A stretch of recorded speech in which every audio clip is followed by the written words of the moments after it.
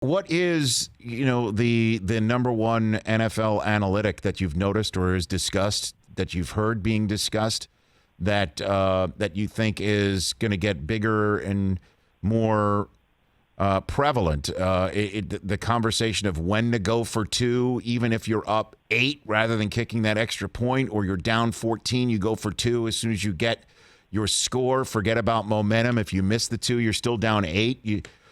Chasing points and things of that nature. What about that one, Daryl? Yeah, I think if you don't mind, I'll give a little bit of an overview. Please. So I think the NBA is like 10 years behind baseball. Baseball sort of led the charge here, and I think the NFL is about 10 years behind the NBA and 20 years behind baseball in terms of incorporating it. In the NFL, the first places where you saw it was in player contracts, because the hard cap really forced teams to be, really smart. And obviously, the Patriots were one of the teams that was quite a bit ahead in valuing draft picks and things like that.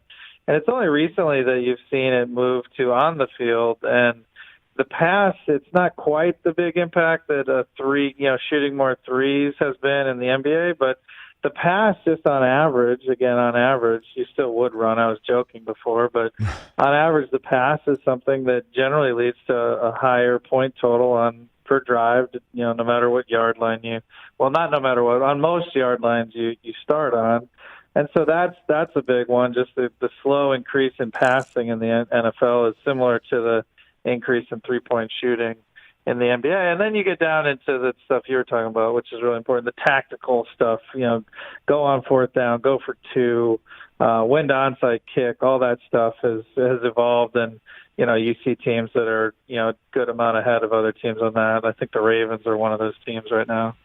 Well, and Daryl, not to get awkward the day before I'm doing this highly important interview on behalf of your conference with J.J. Watt, but I'm going to do it. I'm still going to go through with it, Daryl, despite, the fact that I have subsequently found out that one of the panels at your conference is entitled "Say Goodbye to the 40-Yard Dash, the Future of NFL Roster Building."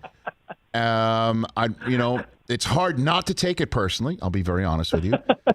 Kevin Clark of the Ringers, thank you for not asking me to moderate that panel, but you got Nick Caserio and Kevin Demoff to talk about this, among others. What gives is my overarching question. We didn't get approval from your marketing team, but the logo for that panel is your iconic logo with a big red X through it. So that's. Oh my gosh! Yes. Other than that, but what are you talking about? I'm expecting a letter from your lawyers in a few hours. Yes. Cease and desist, Daryl. Cease and desist. Come on, man.